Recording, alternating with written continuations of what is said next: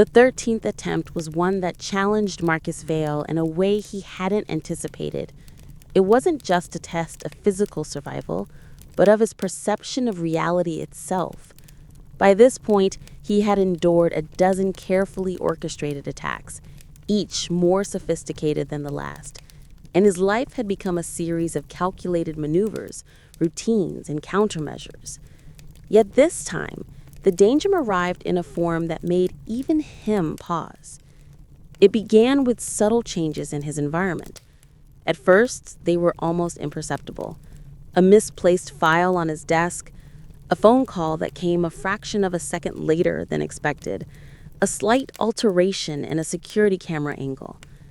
Each incident alone could be dismissed as coincidence. But when these anomalies accumulated over days, Marcus began to suspect a deliberate pattern. Someone was attempting to disorient him, to create uncertainty in a mind that had once been his greatest asset. Ryland Shore noticed the shift immediately. "They're trying to make you doubt yourself," he said quietly one evening, watching Marcus pace in his study. "This isn't about weapons or explosives or poison. It's psychological. They want you hesitant, distracted, off balance." Marcus rubbed his temple, the weight of the realization pressing down on him. He had trained himself to survive attacks on his body, but attacks on his mind were far more insidious.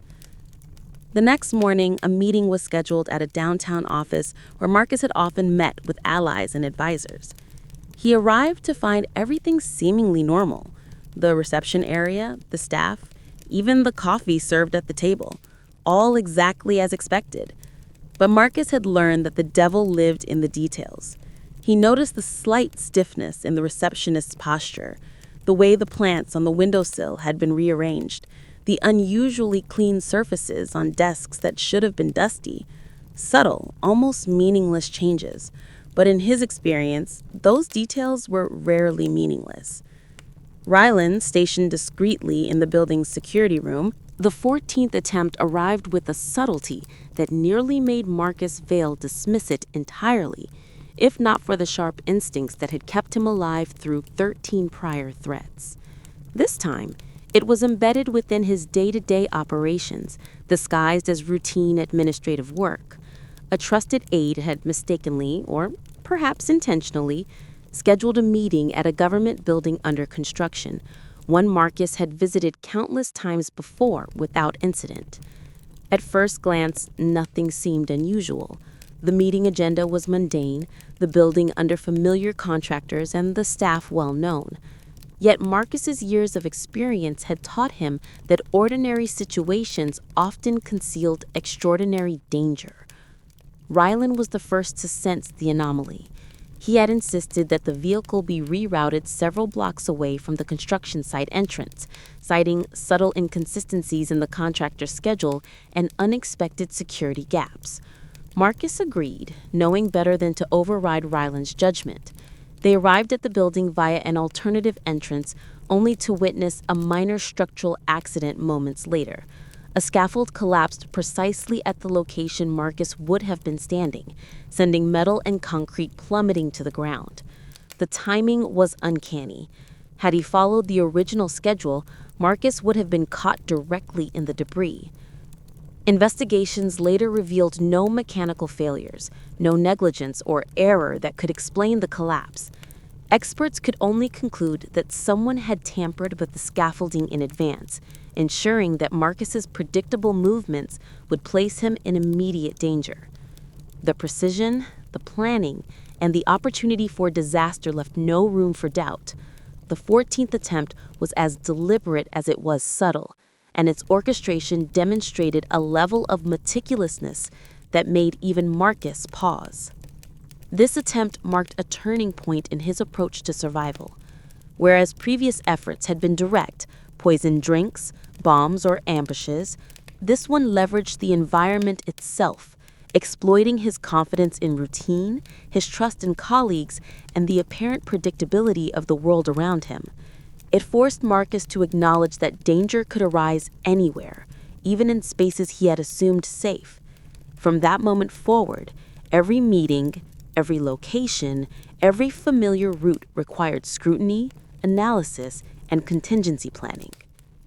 That evening, Marcus convened a debrief with Rylan and his inner circle, outlining the scope of the threat and the methods used. They've begun using the environment itself as a weapon, he said, voice measured but tense. Every routine we trust, every pattern we assume safe, is now a potential trap. We cannot operate on familiarity alone. Anticipation must guide every step. Rylan nodded, already cataloging alternative routes, surveillance checks, and monitoring potential tampering points across multiple locations. Despite the close call, Marcus felt a cold clarity settle over him. Survival was no longer reactive, it was proactive, almost preemptive. Each attempt, no matter how narrowly avoided, was a lesson in human ingenuity, in the persistence of those who sought to end his life. Yet every failed attempt also reinforced the truth Marcus had internalized. His enemies underestimated the adaptability, the resourcefulness, and the sheer endurance of a man who refused to be predictable. Later that night, Marcus returned to his study, reviewing photographs of the collapsed scaffold, cross-referencing construction schedules, and marking anomalies in contractor logs. Every detail became data, every pattern of potential insight into future attempts. He considered the magnitude of what he was up against, a network capable of exploiting not only physical vulnerabilities, but psychological and environmental ones as well. The realization could have been paralyzing for anyone else, but for Marcus, it fueled a cold, deliberate determination. He whispered quietly to himself as he traced lines across the maps pinned to his walls. They use the world itself as their weapon. Fine, then I will use it too. Every environment, every detail, every assumption will be turned to my advantage. They will never catch me unprepared. Outside, the city remained blissfully unaware, moving through its routine while a war of shadows unfolded within its streets and buildings. Marcus Vale, once a councilman with idealism and ambition, had become a master of anticipation, adaptability, and survival. A man who now understood that the line between life and death could be dictated not by luck, but by perception, intelligence, and relentless vigilance.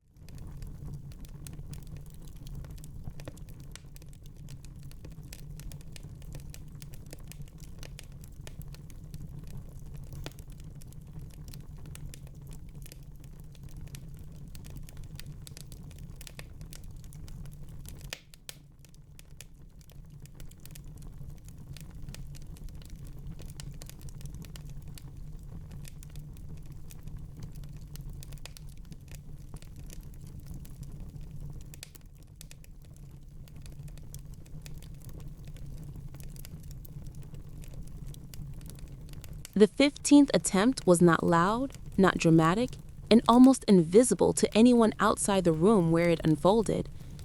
It was an ambush of routine, a subtle, calculated manipulation of Marcus Vale's daily habits, intended to create an opening for an irreversible strike. By now, Marcus had survived 14 prior attempts. each teaching him lessons that hardened his instincts and refined his strategies. Still, this one forced him to confront a new dimension of danger: how predictable patterns, once relied upon for efficiency, could be weaponized. It began with his morning routine. Marcus rose early, as he always did, walked his dog, and reviewed the day's schedule while drinking coffee. But that morning, Rylan noticed something odd. The delivery of his usual newspaper had been delayed by exactly 2 minutes, and the front door lock, which had been replaced recently for added security, bore faint scratches inconsistent with normal wear. These small anomalies, almost imperceptible to the untrained eye, immediately set Marcus on high alert. Rylan suggested a temporary adjustment. Marcus would leave the house through a side entrance, take an unpredictable route to his office, and use a decoy vehicle to mislead any potential tail. At first glance, the day appeared routine. The city hummed in its usual rhythm, cars flowing through streets, office workers filing into buildings, pedestrians chatting on corners. Yet Marcus and Rylan had mapped every intersection, every traffic signal, and every possible vantage point along his route. They monitored for unusual vehicles, surveillance drones, and even pedestrian movements that could indicate pre-positioned operatives. The precision of their counter-surveillance efforts was exhausting, yet essential. The 15th attempt demonstrated a critical truth. The enemy had evolved, shifting from direct threats to indirect manipulations designed to catch him off guard psychologically, to force a lapse in vigilance. When Marcus arrived at a midtown office, a scheduled meeting awaited him with an aide he had trusted for years. Everything appeared normal. The office smelled faintly of coffee, familiar files were stacked neatly on the desk, and the air conditioning hummed at its usual pitch. But Marcus's instincts, now honed to near superhuman precision, detected a discrepancy. A faint chemical smell, almost imperceptible, mingling with the coffee aroma. Rylan, already stationed nearby, confirmed Marcus's suspicion through portable detection equipment. A highly concentrated sedative had been placed in the office air system, enough to incapacitate him within minutes if he remained there. Marcus reacted with calm efficiency of a man who had faced death more times than anyone could count. He evacuated the office immediately, sealing doors behind him, rerouting air vents, and neutralizing the threat before it could take effect. The aide, unaware of the danger, later expressed confusion at Marcus's sudden departure, but Marcus remained silent.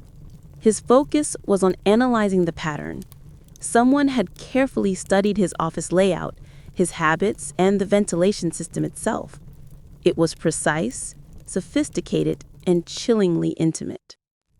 Later that night, Marcus reviewed every detail, drawing connections between the 15th attempt and the 14 before it. A pattern emerged. Each effort was not random, but sequential, escalating in ingenuity and complexity. Each attempt tested his body, mind, and instincts in new ways, ensuring that even the most seasoned vigilants could be challenged. Survival was no longer merely avoiding death. It was about anticipating the evolution of threats before they occurred. As he sat in his study, surrounded by maps, surveillance feeds, and meticulous notes, Marcus whispered a phrase that had become his mantra. They adapt, I adapt faster. Every attempt teaches me. Every danger prepares me. I am not their target. I am their challenge. Outside, the city continued in ignorance, unaware of the constant war waged in the shadows. Inside, Marcus Vail had already begun planning for the 16th attempt, anticipating methods, strategies, and opportunities his enemies had yet to conceive. Each narrowly avoided catastrophe strengthened him, sharpened his instincts, and reinforced the truth that survival was not luck, it was mastery.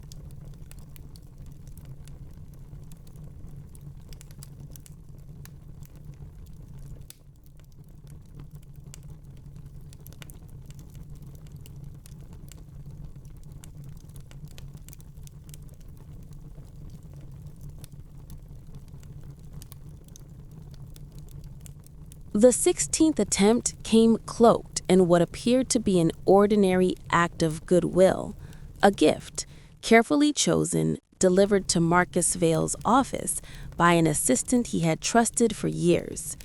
The package was elegantly wrapped, unassuming, and bore no sign of danger. Marcus had long learned that the most insidious threats were those disguised as familiarity, as kindness, as normalcy.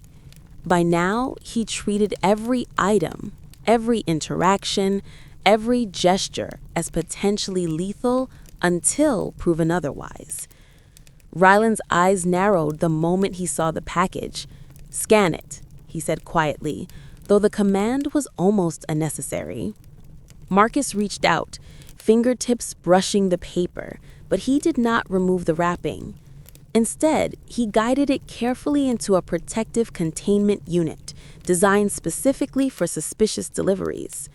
Sensors activated immediately, analyzing the contents for chemical, biological, or explosive hazards.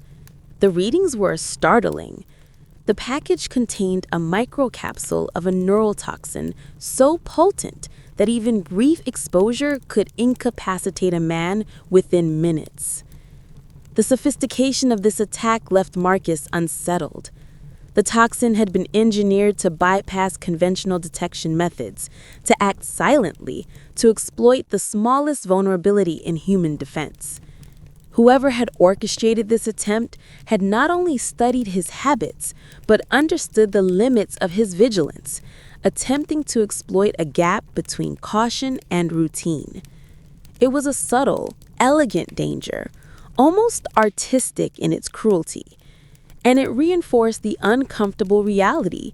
The enemy was always learning, always adapting, and always patient. Marcus and Ryland traced the origins of the package, combing through delivery records, surveillance footage, and digital transaction logs. The trail was intricate, a web of intermediaries and false identities designed to obscure the true source. Marcus realized that he was not just facing an individual or a small group, but a network with the resources and intelligence to operate with surgical precision. The realization was both terrifying and exhilarating. Survival was no longer a passive act. It had become a complex chess match, a battle of foresight, ingenuity, and mental discipline. Once the immediate threat had been neutralized, Marcus convened a team meeting, analyzing every facet of the incident. "They are trying to test our limits," he said, voice calm but firm. "Not just physically, but mentally. Each attempt is more sophisticated than the last. They are learning, anticipating, and evolving. Our task is to evolve faster." Ryland nodded, already coordinating adjustments to protocols, implementing redundancies, and designing new ways to detect subtle manipulations before they could be exploited. That night, Marcus returned to his study, sitting among walls of notes, photographs, and detailed diagrams, documenting each previous attempt. He traced lines between patterns, mapped potential weaknesses, and considered new contingencies. Every near-death experience had become part of a growing repository of intelligence, a mental archive that made him almost impossible to surprise. And yet, he knew that complacency was the enemy. Every day presented new variables, new threats, new possibilities for danger to exploit. The 16th attempt had reminded him of another truth. Survival was as much psychological as it was physical. By targeting his trust, exploiting familiarity, and creating the illusion of safety, his enemy sought to erode his confidence, to plant seeds of doubt, and to destabilize him from within. Marcus understood now that his greatest weapon was not his security team, his surveillance systems, or his strategy. It was his mind. Clarity, focus, and foresight had become essential tools, capable of countering even the most ingenious threats. As he leaned back in his chair, staring at the maps and files that chronicled his journey through danger, He whispered a quiet, resolute vow. Every attempt teaches me. Every threat sharpens me. They cannot predict me because I am always ahead. And no matter what they plan, no matter how clever, no matter how deadly, I will survive. Outside, the city moved in blissful ignorance, oblivious to the war waged in the shadows. Inside, Marcus Vail, survivor of 16 assassination attempts, continued his vigilance, preparing not just for the dangers that had already been, but for the 32 yet to come.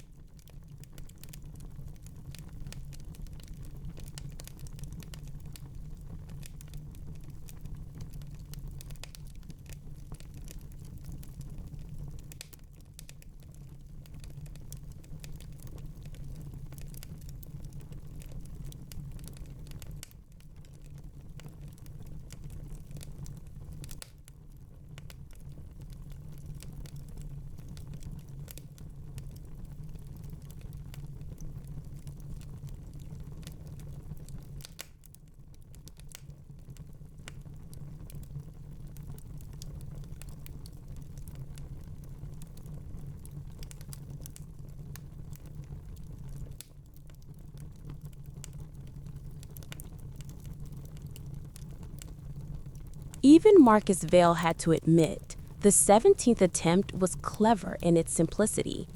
It didn't involve explosives, poisoned food, or even direct confrontation. Instead, it relied on misinformation and manipulation, a subtle misdirection designed to make him second-guess his own judgment. Earlier that week, a trusted political ally had handed him a confidential file, claiming it contained intelligence crucial to upcoming legislation. The problem was that every detail within the file had been carefully falsified, intended to provoke a series of predictable reactions from Marcus. By the time he opened the documents, he already suspected something was off. Over years of narrowly escaping death, Marcus had developed a sixth sense for anomalies, tiny inconsistencies, misplaced commas, slightly altered phrasing that betrayed hidden intentions. He quickly brought Rylan into the room to examine the material, comparing the file against verified records. Every piece of evidence turned out to be a sophisticated trap, meant to manipulate his schedule, guide him toward a vulnerable location, and potentially isolate him from his security detail. Instead of reacting with anger or frustration, Marcus used the attempt to his advantage. He crafted a counterplan. The file was left in plain view, digitally traced, and monitored to see who would access it next. Within hours, patterns emerged, revealing the network of operatives behind the deception. They were patient, methodical, and willing to exploit even the smallest cracks in his routines. By turning their trap into an intelligence-gathering opportunity, Marcus had not only survived the attempt, but gained insight into the minds orchestrating it. That night, he reviewed the lessons of the day. Each assassination attempt, no matter how intricate, had taught him that survival was as much about anticipating the enemy's psychology as it was about evading physical threats. Marcus realized that the most dangerous adversaries weren't the ones with weapons. They were the ones who could manipulate perception, bend reality, and force decisions under false pretenses. Even as he mapped out the next series of countermeasures, altered schedules, decoy meetings, encrypted communications, he understood the larger truth. His survival depended on staying unpredictable. The more they studied him, the more he had to adapt. Every attempt was no longer a crisis to be survived. It was a lesson to be learned and weaponized. By midnight, Marcus Vail was alone in his study, surrounded by the maps, notes, and intelligence feeds that now formed an intricate lattice of survival. Each previous attack, from bullets to bombs, from tampered medical devices to environmental traps, had added layers to his awareness. This 17th attempt had done the same, reinforcing a fundamental truth. No matter how clever, patient, or resourceful the enemy, he could outmaneuver them by staying ahead of their assumptions. Finally, he allowed himself a moment of quiet reflection. They want to control me, to predict me, to shape me. But I am neither their pawn nor their victim. I am the anomaly they cannot foresee. Outside, the city slept, oblivious to the hidden war raging in its streets.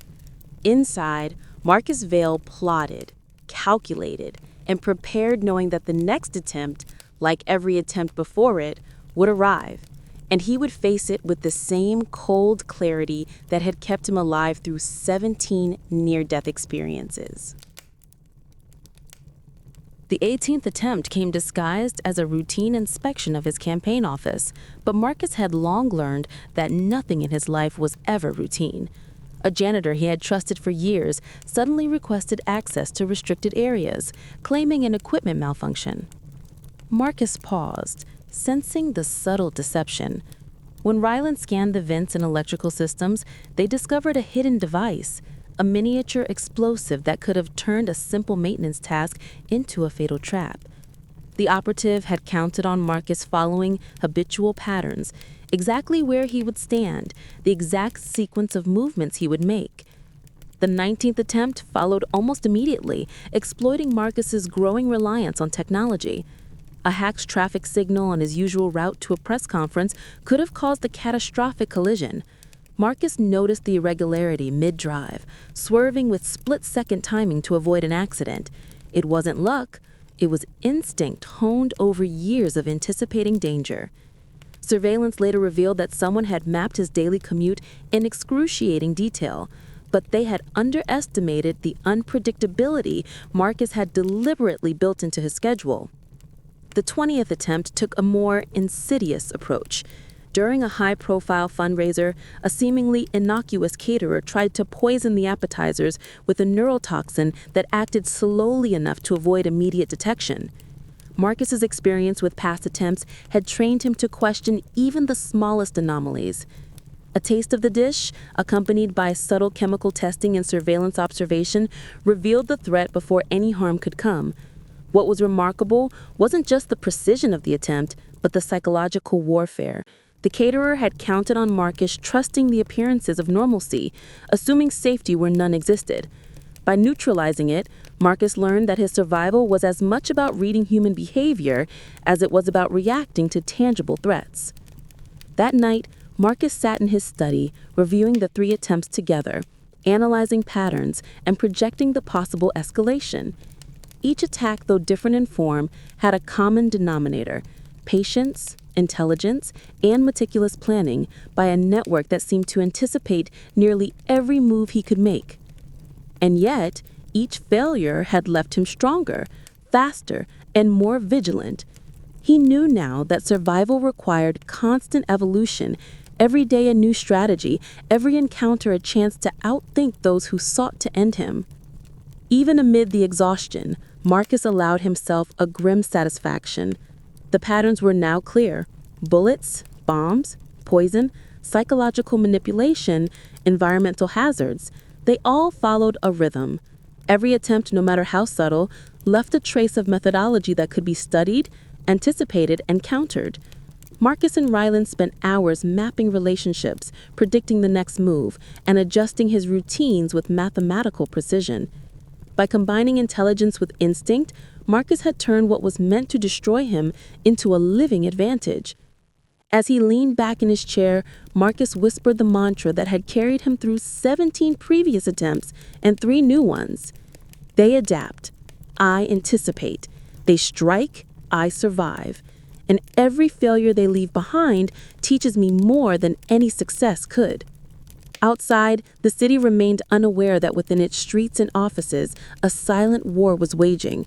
Inside, Marcus Vail, survivor of 20 near-death experiences, had become something far beyond a politician, a master of anticipation, a strategist in a game whose stakes were life and death, and a man who had learned to transform every danger into an opportunity to strengthen himself for the next inevitable attempt.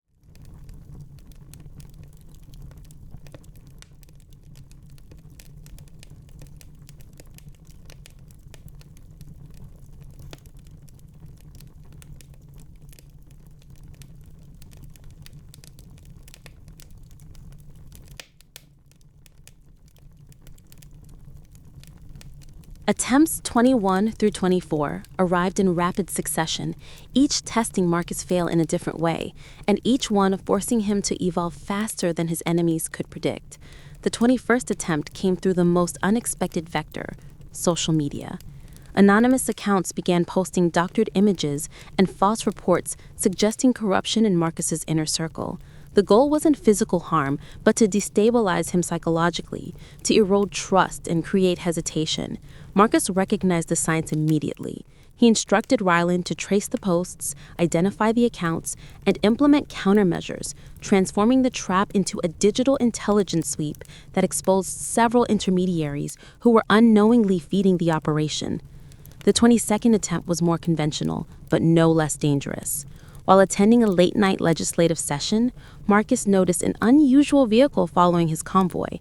The driver was precise, measured, but unable to account for the last-minute route changes Marcus had incorporated.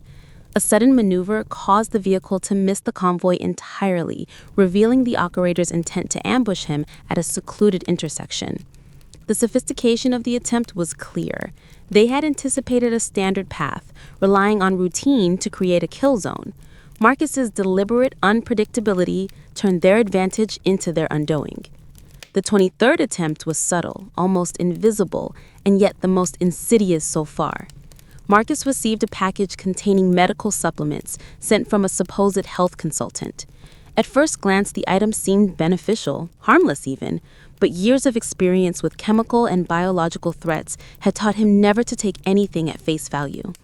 After thorough testing, Ryland discovered a slow-acting neurotoxin embedded in the supplements, designed to weaken Marcus gradually, impairing his judgment without immediate signs of poisoning. Neutralizing the threat, Marcus realized that some enemies had moved beyond immediate kills. They were attempting attrition to wear him down over months or years. The 24th attempt was audacious in its public display. During the press event, an operative disguised as a photographer tried to create a fatal distraction by tampering with stage equipment above Marcus's podium. The device was sophisticated and deadly, designed to collapse at a precise moment during his speech. Marcus noticed the subtle misalignment in the rigging, a deviation almost imperceptible to any other observer. He signaled to security to intervene, and the operator fled before the plan could unfold. Once again, the attempt highlighted a crucial pattern. The enemy combined intelligence, patience, and the ability to exploit the mundane in order to engineer death. By the end of these 4 incidents, Marcus understood a fundamental truth. Surviving 32 assassination attempts wasn't just a matter of reflexes or physical preparation.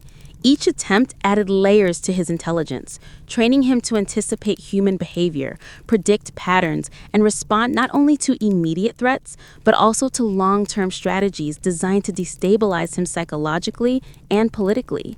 Every attack was a lesson, a refinement of instinct, and a testament to the relentless patience of those who sought his life. Sitting in his study that night, Marcus reviewed surveillance footage, communication logs, and patterns, connecting the digital, physical, and environmental threads of the past 4 attempts. He could trace the fingerprints of a network growing increasingly sophisticated with each failure. Yet for every scheme they crafted, Marcus had found a countermeasure, a weakness in their design, an advantage they had overlooked. He whispered to himself as he always did, "They plan, I adapt. They evolve, I outthink. And no matter how many they send, no matter how clever, I will survive."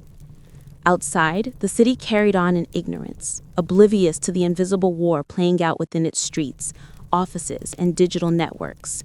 Inside, Marcus Vail, now the survivor of 24 assassination attempts, prepared for the next phase, knowing that his enemy's patience was matched only by his own vigilance. Each attempt had hardened him, refined him, and reaffirmed the truth that survival was not luck, it was mastery.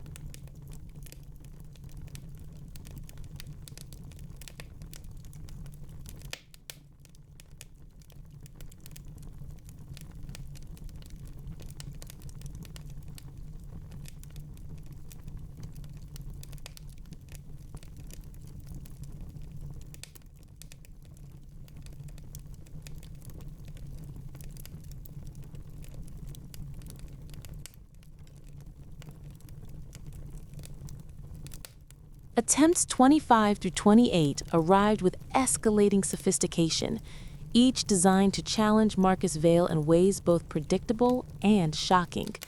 The 25th attempt exploited his network of trusted staff.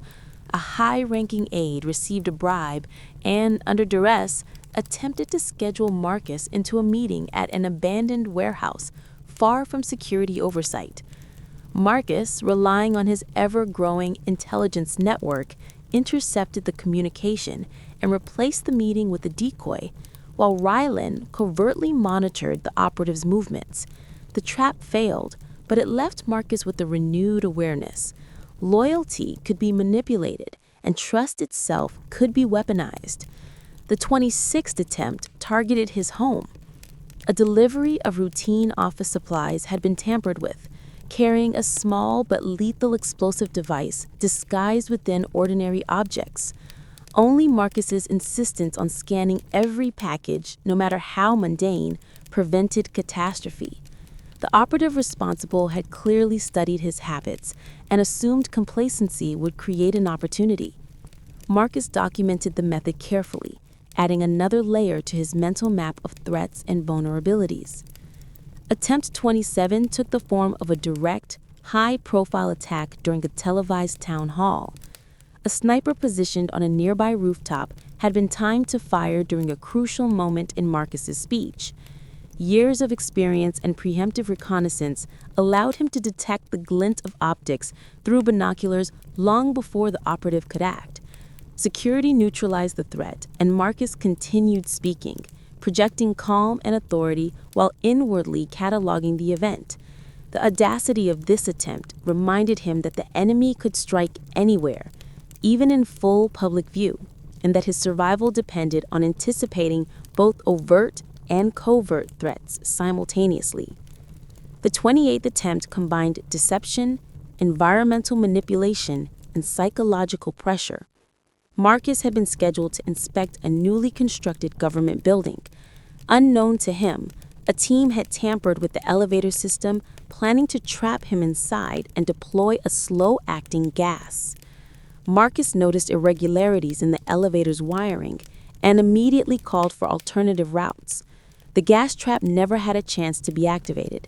This attempt, like so many others, illustrated a terrifying truth. His enemies were capable of combining technology, human deception, and intimate knowledge of his routines to create near-perfect scenarios for assassination. By the end of these 4 attempts, Marcus realized that surviving was no longer about individual threats, but about seeing the bigger picture. Each attempt built upon the last, forming a complex web of intelligence and deception.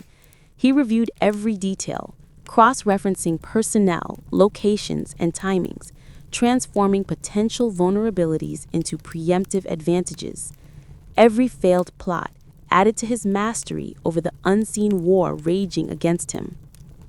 That night, Marcus studied the patterns etched across the walls of his study.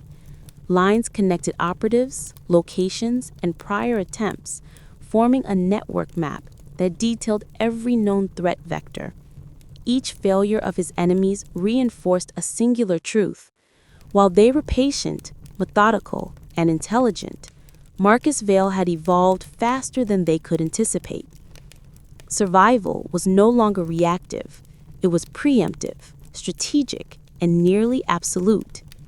He whispered a quiet affirmation to himself, the mantra that had carried him through 28 near-death experiences. They study me, they plan, they anticipate, and yet every attempt teaches me. Every trap makes me stronger. I am always ahead, and I will always survive. Outside, the city continued in oblivion, unaware that the life of one man was being methodically targeted and meticulously defended against. Inside, Marcus Vail, now seasoned by 28 assassination attempts, prepared for the next wave, knowing that the remaining attempts would test every skill, instinct, and strategy he had honed, and that he would be ready.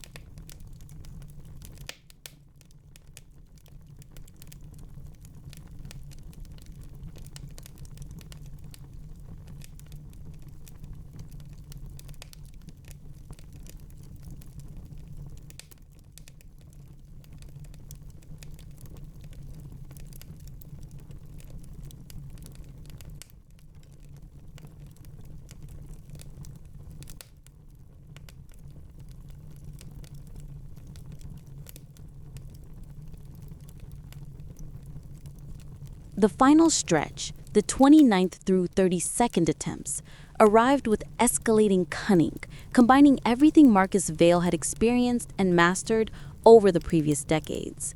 Each attempt pushed him to the limits of foresight, adaptability, and endurance, testing not only his physical resilience, but his mental acuity, strategic thinking, and mastery over human behavior. Attempt 29 came as a betrayal by proximity. An assistant who had long been loyal suddenly became the instrument of a trap. Marcus was guided to a remote government archive, supposedly to review confidential documents crucial for a reform bill. Hidden behind the mundane shelves were rigged lights, explosives designed to collapse the building, and smoke intended to disorient him completely. Marcus, however, had anticipated such a ploy. He noticed subtle deviations, the angle of the shelving units, the unusual positioning of office equipment, and the faint chemical odor of accelerants. He rerouted himself in the team, neutralized the explosives remotely, and allowed the assistant to reveal their involvement, exposing one more link in the chain of operatives determined to end him. The 30th attempt took a more sophisticated technological approach. Marcus's personal devices were hacked, digital communications intercepted, and a false GPS signal transmitted to mislead his convoy during a critical commute. The intention was to isolate him in a location where multiple operatives could strike with precision.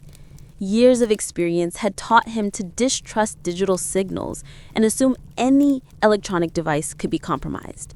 Marcus and Ryland had prepared backups, decoy vehicles, and alternative encrypted routes. The attackers were caught in a trap of their own making, unable to anticipate Marcus's layered countermeasures.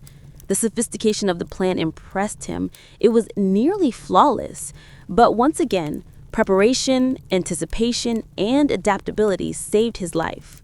Attempt 31 was a psychological masterstroke.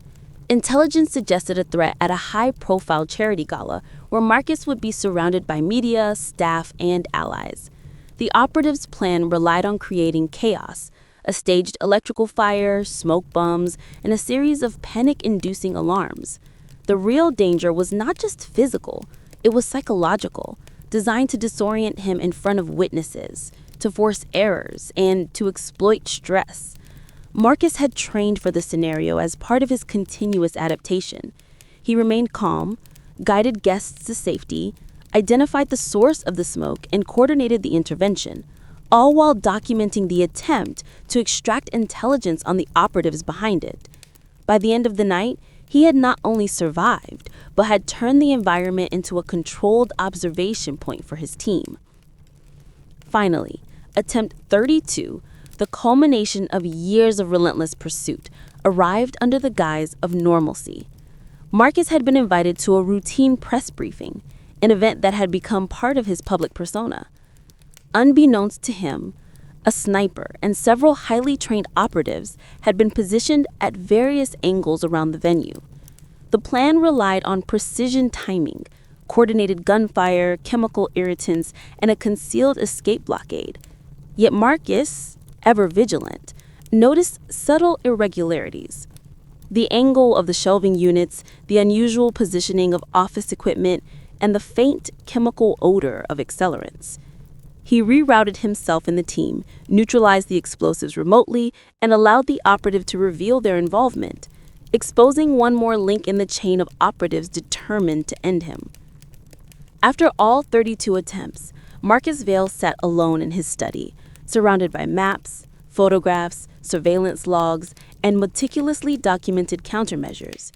He reflected on the life he had led, one defined by vigilance, strategy, and survival in a world where danger was constant. The lessons were clear.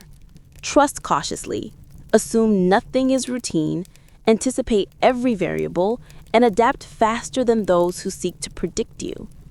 Each attempt, each narrowly avoided catastrophe, had refined him, honed his instincts, and transformed him from a politician into a master strategist and survivor beyond measure. As he gazed at the city skyline through his study window, Marcus whispered the words that had become his mantra over countless nights. They planned, They struck, they failed, and still I endure. I have survived every attempt, outlived every trap, and learned from every danger. No matter what comes next, I will survive. Outside, the world remained oblivious to the war waged in the shadows. Inside, Marcus Vail, the politician who had survived 32 assassination attempts, knew one undeniable truth. Survival was not a gift, not luck, not fate. It was mastery. And he had mastered it completely.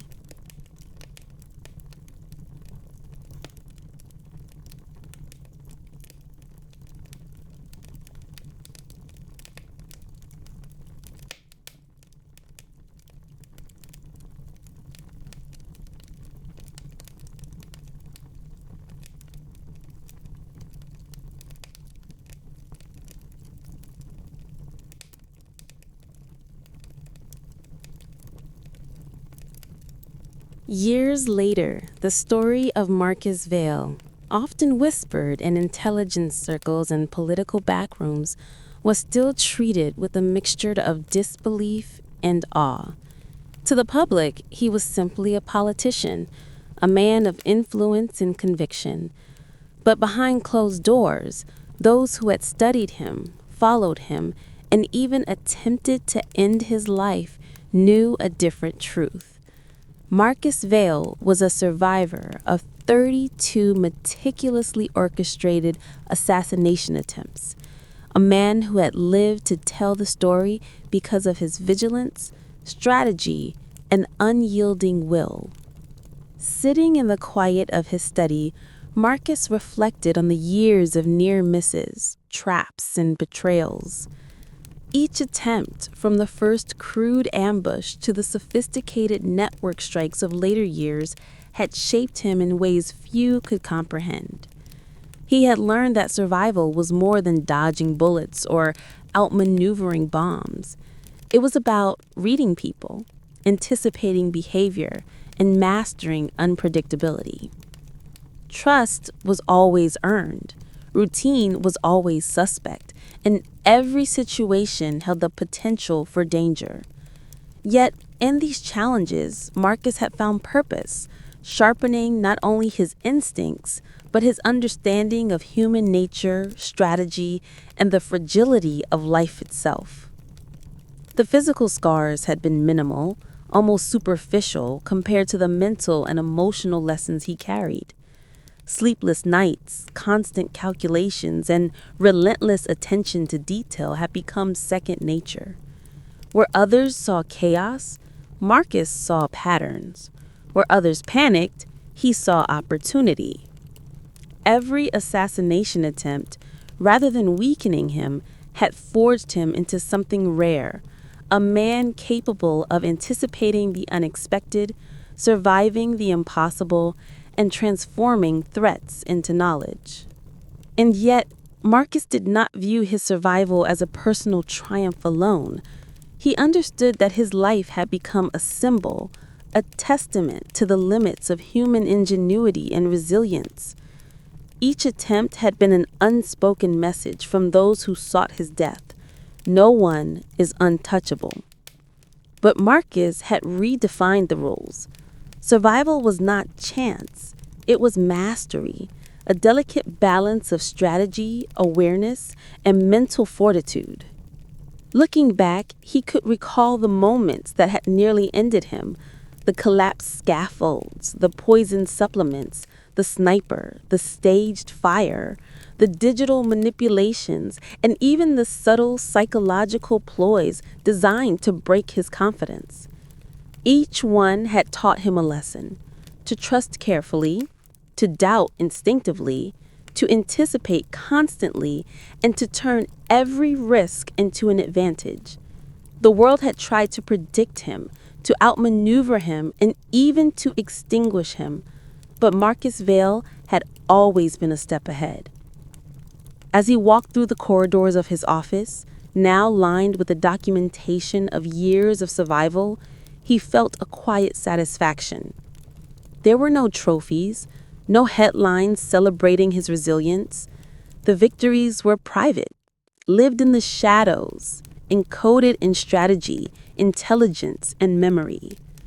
Yet he understood the larger significance. He had endured when many others would have fallen, survived when systems failed, and adapted when chaos threatened to consume him. His life was proof that mastery of one's mind and actions could triumph over even the most meticulously planned threats.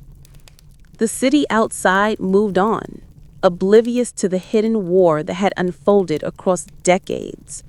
Politics, ambition, and human ambition continued their cycles, unaware that one man had navigated its deadliest currents and emerged not only alive, but stronger, wiser, and unbroken. Marcus Vail understood the truth now. Survival was not a matter of luck or circumstance. It was deliberate, it was learned, and it required vigilance, strategy, and the courage to act decisively when others faltered. In the quiet of his study, Marcus leaned back and closed his eyes, reflecting on the 32 attempts on his life. Each one had left a mark, not just as a challenge to overcome, but as a lesson in resilience. And as he opened his eyes, he whispered a truth that had guided him through every ambush, trap, and betrayal. They tried, they failed, and I endured. I have survived, and in surviving, I have mastered the impossible. Marcus Vail, the politician who had faced death 32 times, remained alive, vigilant, and unbroken. A living testament to the extraordinary power of preparation, intelligence, and indomitable will.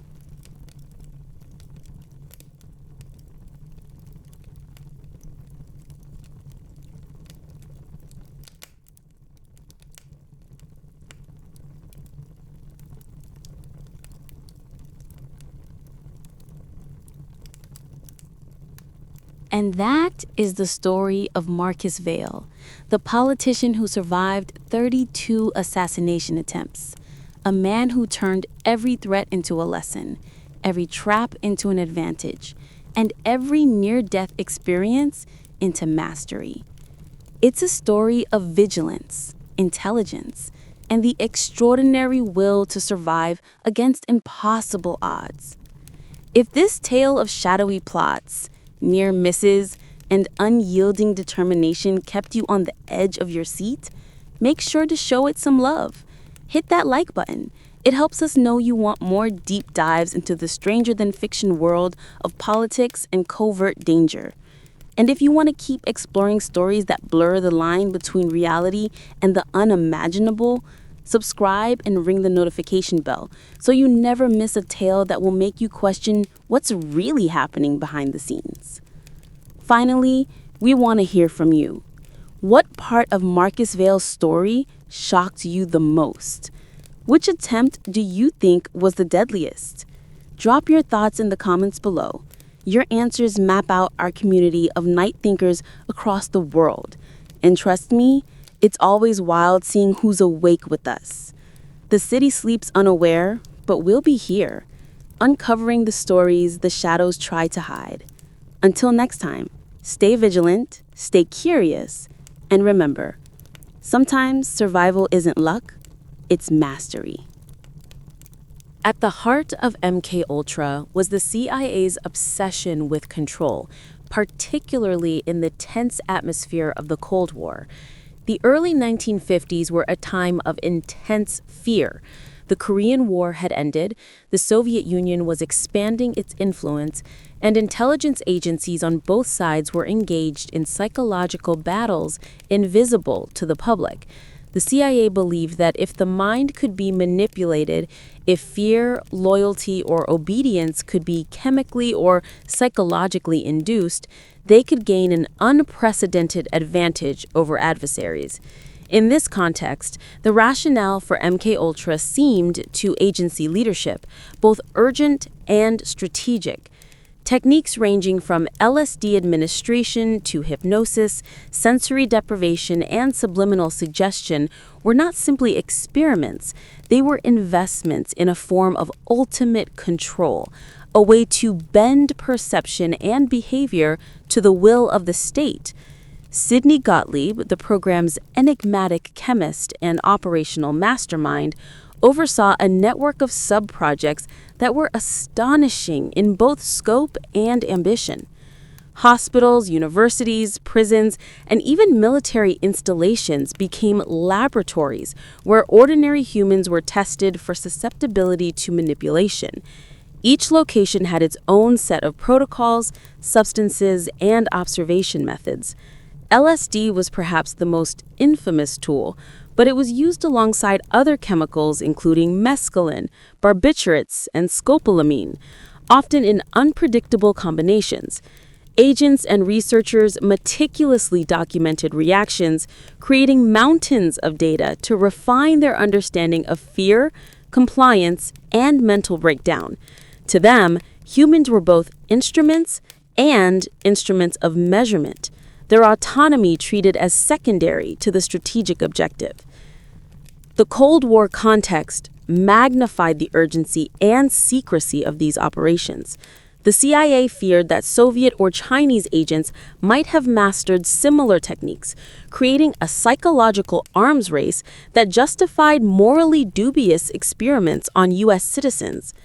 Government memos reveal language emphasizing the potential to control behavior or alter personality without knowledge, phrases that, chillingly, treat the human mind as a machine to be calibrated rather than as a living, autonomous entity. The obsession with ultimate control led to increasingly audacious experiments, including dosing unsuspecting civilians in public settings, observing soldiers' responses under extreme chemical and psychological stress, and testing prisoners' compliance in controlled environments. The agency's rationale was simple. The stakes of national security demanded bold and ethically unbounded action. Yet, for all the planning, MKUltra was wildly unpredictable. LSD and other chemicals did not affect every subject uniformly. Some experienced euphoria, others terror. Some became compliant, others defiant. Even trained operatives and scientists could be destabilized by the substances, revealing the inherent fragility and unpredictability of the human mind. These inconsistencies did not deter the agency. Rather, they provided more material for observation and refinement. Each anomaly, each failure was treated as a lesson, feeding into a growing repository of psychological insight. The tension between human variability and the desire for total control is central to the horror of MKUltra. It is a reminder that minds cannot be fully mastered and that attempts to do so often have devastating consequences. The program's expansion reflected both ambition and fear. Universities supplied willing or unwitting participants, promising money, credit, or research experience. Prisons and hospitals allowed controlled experimentation on vulnerable populations. Safe houses, such as those in San Francisco and New York, became laboratories of disorientation and terror, combining chemical, psychological, and observational techniques. Even the CIA's own operatives were occasionally tested, revealing that no one was immune to the destabilizing effects of hallucinogens and manipulation. Across these contexts, the human cost was immense. Yet, internal records treated suffering as an acceptable variable in a grand experiment designed to refine control over cognition and behavior. By examining MKUltra through this lens, the program's terrifying logic becomes apparent.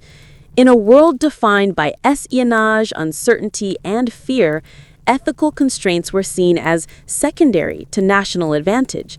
The combination of secrecy, chemical manipulation, and psychological experimentation created a system in which ordinary people were rendered instruments of research without consent or recourse.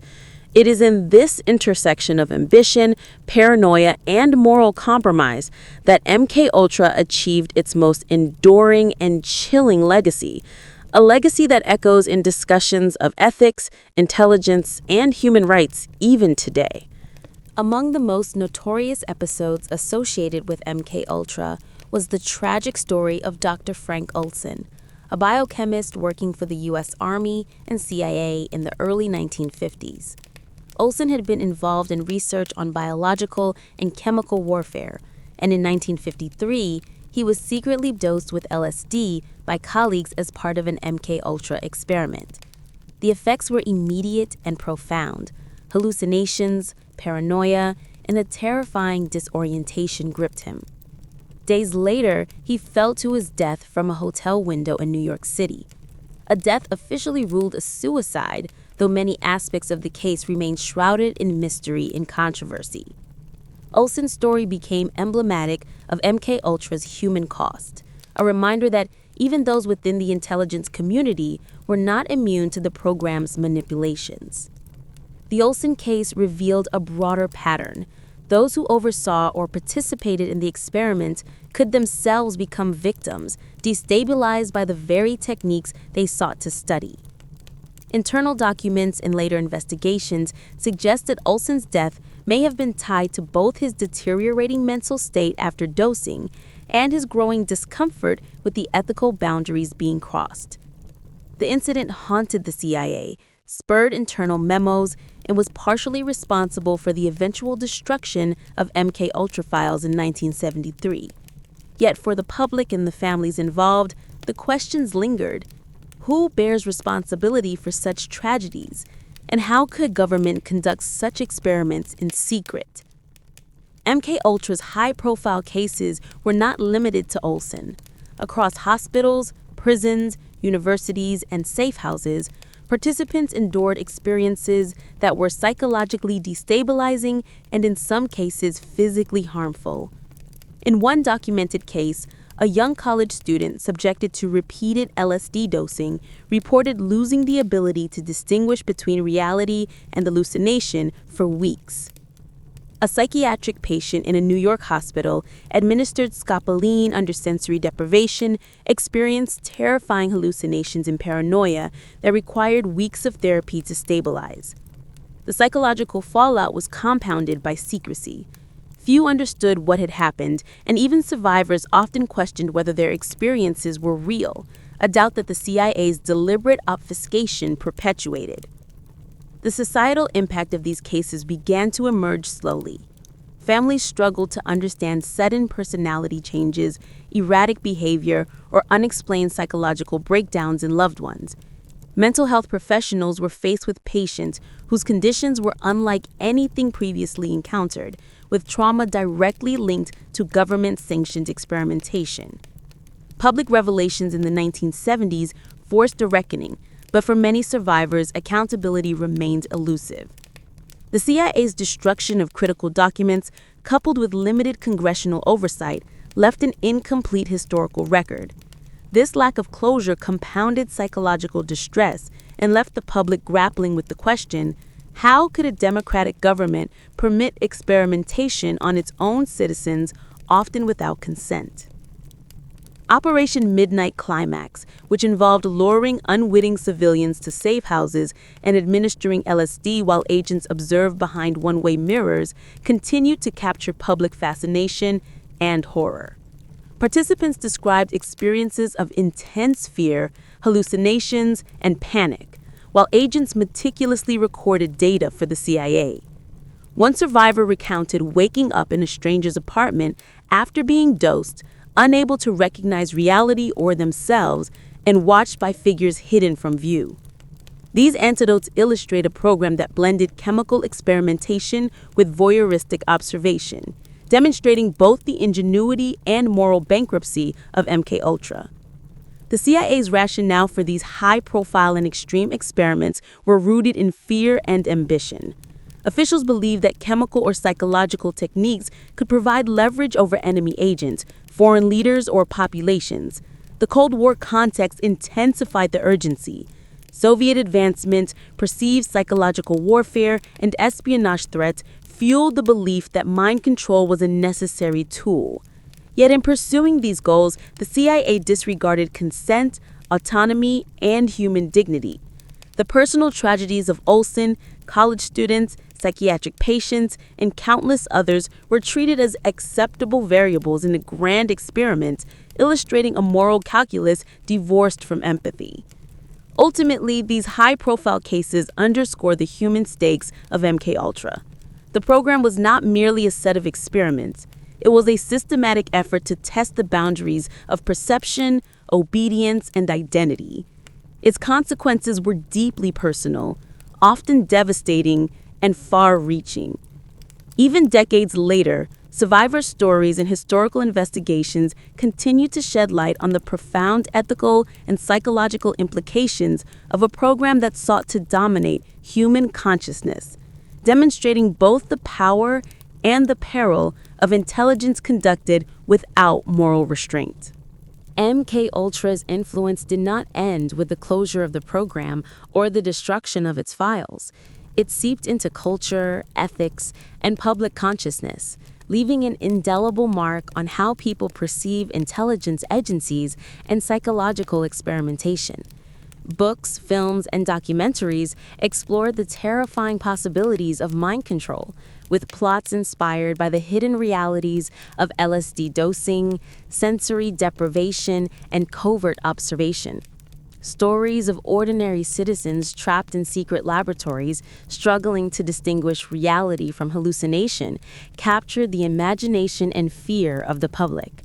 MKUltra became shorthand for government overreach, secret experimentation, and the fragility of human perception under chemical or psychological manipulation. The program also prompted serious ethical debates. Universities, hospitals, and research institutions reevaluated the standards governing human subjects, leading to stricter review boards, informed consent protocols, and oversight committees designed to prevent future abuses.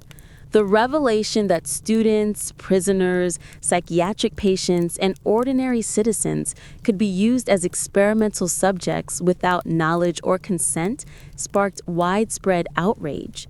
Ethicists, psychologists, and policymakers began to examine the delicate balance between scientific advancement, national security, and human rights. MKUltra became a case study in the consequences of unregulated power, demonstrating how secrecy and ambition could combine to exploit vulnerable populations.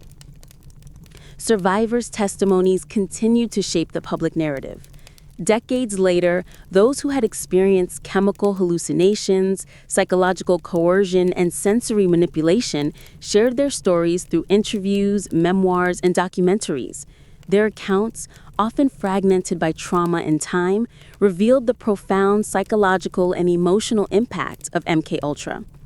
Many struggled with anxiety, paranoia, and difficulties reintegrating into ordinary life. Others became activists, seeking to ensure public awareness of the program and prevent similar abuses in the future. Their courage and persistence helped bring transparency to a program designed to operate in the shadows, highlighting the human resilience that endured even in the face of orchestrated terror. The media played a critical role in translating MKUltra from clandestine operation to cultural symbol. Investigative journalists in the 1970s, often following threads revealed by congressional hearings, pieced together narratives of chemical and psychological manipulation, exposing the scale and audacity of the CIA's experiments. Documentaries brought survivors' voices to a national audience, and books detailed the ethical and human ramifications of experiments conducted on unwitting participants. Even decades later, pop culture continued to explore themes of mind control and surveillance, often referencing MKUltra either directly or as inspiration. films depicting manipulated citizens, hallucinogenic experiments, and secretive intelligence agencies owe a debt to the program's historical reality, transforming the abstract horror of MKUltra into a tangible, resonant narrative for public consciousness. MKUltra also catalyzed broader skepticism toward intelligence operations. Citizens began to question the morality of secretive programs and the balance between national security and personal freedom. The knowledge that ordinary people, students, patients, soldiers, had been subjected to chemical and psychological manipulation without consent shattered faith in the idea that governmental power was inherently protective. Oversight mechanisms became more stringent, whistleblowers gained recognition, and the cultural awareness of institutional abuse increased. The legacy of MKUltra is thus not only a historical lesson, but also a continuing influence on public discourse, ethics, and governance. Beyond culture and ethics, MKUltra serves as a chilling reminder of human vulnerability. The program illustrates that ordinary people, when subjected to unseen forces of chemical and psychological manipulation, can experience profound trauma and confusion. But it also demonstrates the resilience of the human mind. Survivors reclaimed autonomy, shared their stories, and forced society to confront uncomfortable truths about power, secrecy, and morality. MKUltra shadow endures as both warning and lesson. Curiosity and ambition, when unmoored from ethics, can transform research and security into instruments of coercion and suffering. As the decades passed, MKUltra became more than a historical program. It evolved into a symbol of ethical caution, a reminder that intelligence and science can be weaponized against ordinary citizens when secrecy and fear dominate decision-making. Scholars, journalists, and ethicists repeatedly return to the program as a case study in moral failure. Even today, the chilling accounts of chemical dosing, sensory deprivation, and psychological coercion resonate, reminding society that unchecked authority can exploit vulnerabilities in ways that are invisible until it's too late. Survivors continue to share their experiences, recounting hallucinations that erased the boundaries of reality, terror that shattered trust, and manipulation that left permanent scars on identity and autonomy. Modern ethical frameworks owe part of their development to MKUltra. Institutional review boards, IRBs, informed consent policies, and protections for human subjects were strengthened in direct response to the program. Universities and hospitals, once unwitting or complicit partners, became more vigilant, ensuring that no participant could again be subjected to experimentation without understanding the risks and agreeing freely. MKUltra's legacy serves as a constant caution for researchers, reminding them that curiosity and ambition, when divorced from morality, can produce catastrophic harm. But beyond policy, MKUltra left a psychological legacy, the idea that the human mind, while resilient, can be manipulated, coerced, and fractured by the most insidious forms of experimentation. The CIA, of course, sought to minimize public awareness, destroying files in 1973, downplaying the program during congressional hearings, and emphasizing national security allowed the agency to obscure the full scope of MKUltra. Yet fragments remained. Declassified memos, survivor testimonies, and investigative journalism pieced together a narrative both horrifying and extraordinary. Even partial knowledge has reshaped public perception of intelligence agencies, fostering skepticism and caution in the relationship between citizens and those who wield power in secrecy. MKUltra became the archetype of what can go wrong when ambition overrides accountability.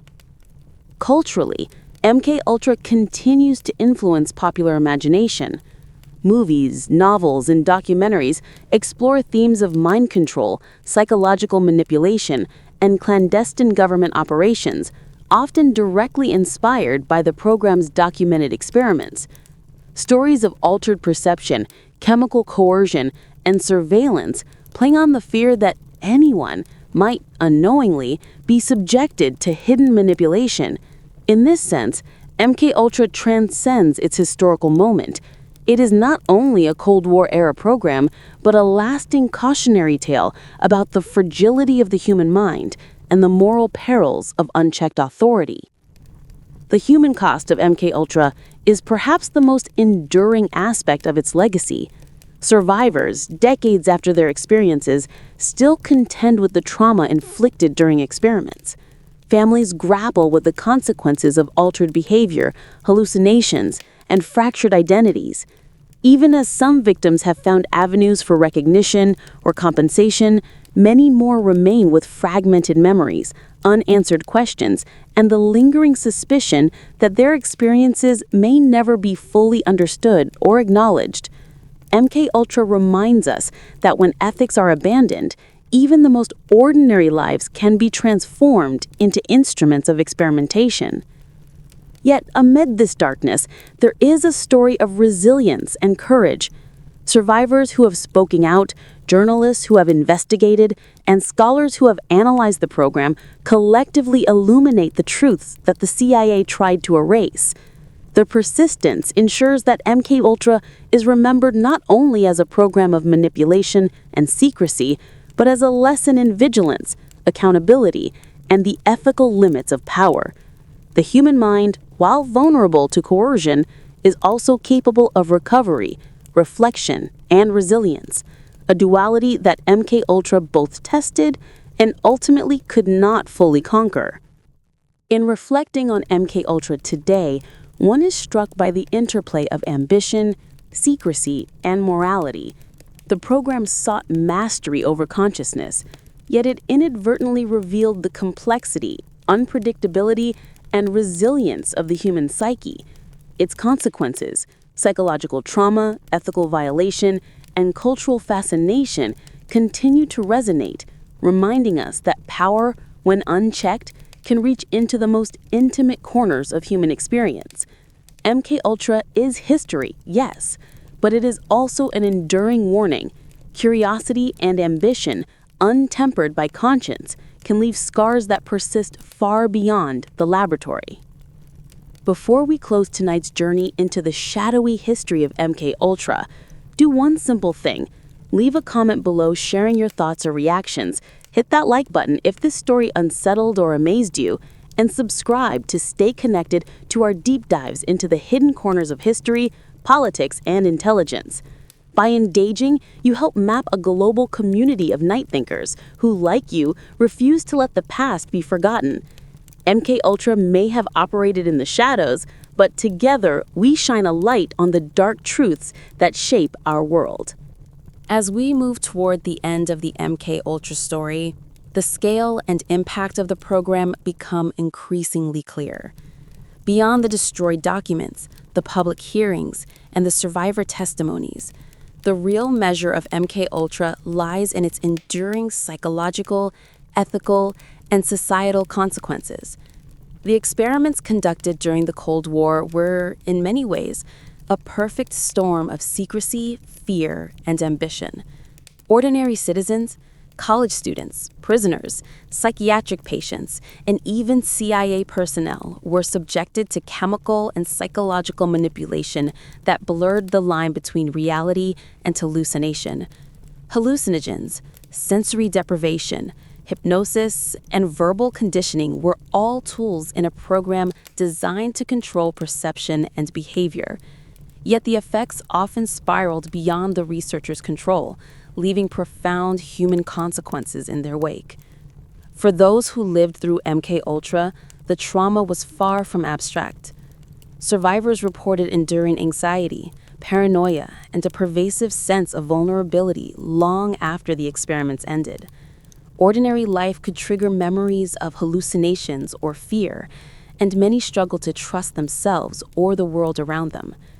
Families were left bewildered, attempting to understand sudden personality changes, panic attacks, or emotional instability in loved ones. In many cases, the psychological damage was invisible to the outside world, further isolating survivors and leaving them without validation or recourse.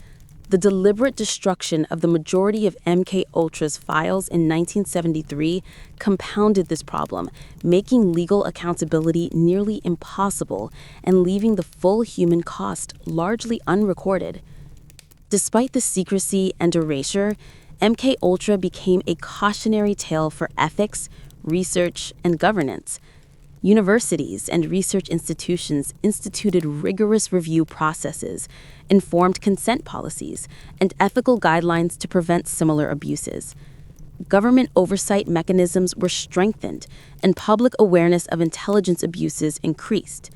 Yet the program also served as a chilling reminder of the potential for power to operate in hidden spaces, exploiting human vulnerability in the name of strategy or science. It exposed the delicate balance between curiosity, security, and morality, and demonstrated the catastrophic consequences when that balance is abandoned. Culturally, MKUltra's shadow endures. Literature, films, and documentaries continue to explore the program's themes: manipulation, hidden control, hallucination, and the erosion of trust. Stories inspired by MKUltra resonate because they tap into a primal fear that the mind, which feels uniquely private and inviolable, can be infiltrated, manipulated, and exploited without one's knowledge. Even decades later, these narratives remind audiences of the fragility of perception and the moral perils inherent in secrecy and unchecked ambition. MKUltra has become more than history. It is an archetype of ethical caution, a mirror reflecting the dangers of power unrestrained by conscience. The program also invites reflection on resilience and human strength. Survivors, despite trauma and fear, reclaimed their autonomy, testified, and fought for acknowledgement. Whistleblowers, journalists, and historians pieced together fragments of the program, creating a record that the CIA sought to erase. Their work underscores a profound truth. Even in the face of calculated manipulation and coercion, the human spirit can endure, resist, and illuminate the truth. The courage of those who came forward ensured that MKUltra's lessons were not lost, providing both a warning and a testament to human resilience. MKUltra is ultimately a study in contrasts, ambition and vulnerability, secrecy and exposure, power and ethics. It illustrates the dangers inherent when curiosity and fear override morality, showing how ordinary individuals can become the unwitting subjects of extraordinary manipulation.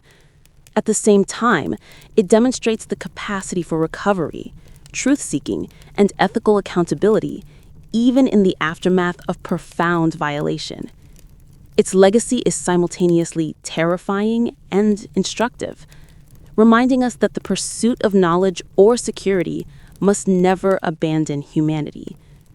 As we reflect on MKUltra, its shadows linger.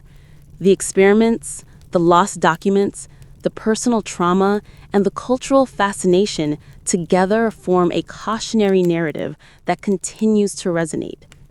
It is a story of power exercised in secrecy, of human vulnerability exploited, and of resilience reclaimed. It challenges us to consider the ethical boundaries of research, intelligence, and authority. The program may have ended decades ago, but its lessons remain urgent, serving as a reminder that oversight, transparency, and humanity are essential safeguards against abuse of power. As we close tonight's deep dive into MKUltra, it's worth pausing to reflect on the full weight of this story.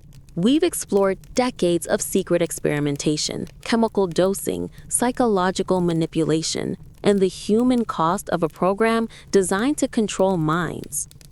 MKUltra's is more than a historical footnote. It is a stark reminder of what happens when power, secrecy, and ambition are allowed to operate without oversight, empathy, or ethics. Ordinary citizens, unwitting participants, and even some of the CIA's own personnel were subjected to experiences that challenged the very boundaries of perception and sanity. Their stories, though, fragmented and often hidden, illuminate a dark chapter in history that cannot be ignored. The true horror of MKUltra lies not just in the experiments themselves, but in the broader implications they carry for society. It showed how fragile trust can be when institutions meant to protect citizens instead exploit them. It revealed the human mind's vulnerability to coercion and chemical manipulation, and the enduring trauma that such interventions leave behind. Yet, at the same time, it also demonstrated resilience. Survivors, whistleblowers, and investigative journalists fought to uncover the truth, piece together lost histories, and demand accountability. Through their courage, MKUltra's story, once nearly erased, has survived as both a warning and a testament to the strength of human perseverance. The ethical lessons of MKUltra are as urgent now as they were during the Cold War. Scientific curiosity, intelligence work, and national security objectives can never be separated from humanity and moral responsibility. The program reminds us that oversight, transparency, and accountability are not optional. They are essential. Without them, even the most ordinary individuals can become unwitting participants in experiments that shatter their sense of self and leave permanent scars. MKUltra is a chilling case study in the consequences of unchecked ambition and secrecy, and it continues to inform debates about ethics in research, intelligence, and government power. Beyond ethics, MKUltra has left an enduring mark on culture and consciousness. It has inspired films, novels, documentaries, and countless discussions about manipulation, surveillance, and the fragility of the human mind. Its lessons reach beyond history classrooms into the collective imagination, reminding us that vigilance is required whenever power operates in secret. The survivor stories, once hidden behind one-way mirrors in secret safe houses, now resonate across decades as a testament to human resilience and the enduring importance of truth. Before we close, do one thing for me. Leave a comment sharing your thoughts or reactions. Hit the like button if this story left you stunned or intrigued, and subscribe to the channel for more deep dives into history's hidden corners. Every interaction helps grow a community of night thinkers, of people willing to confront uncomfortable truths and learn from the past. MKUltra may have operated in shadows, but together we shine a light on its legacy, its lessons, and its chilling truths. Remember, history is not just about what happened, it's about what we learn, what we remember, and how we ensure the mistakes of the past are never repeated. MKUltra's story is a warning, a reflection, and a testament to human endurance. Keep questioning, keep reflecting, and never let the shadows of history be forgotten.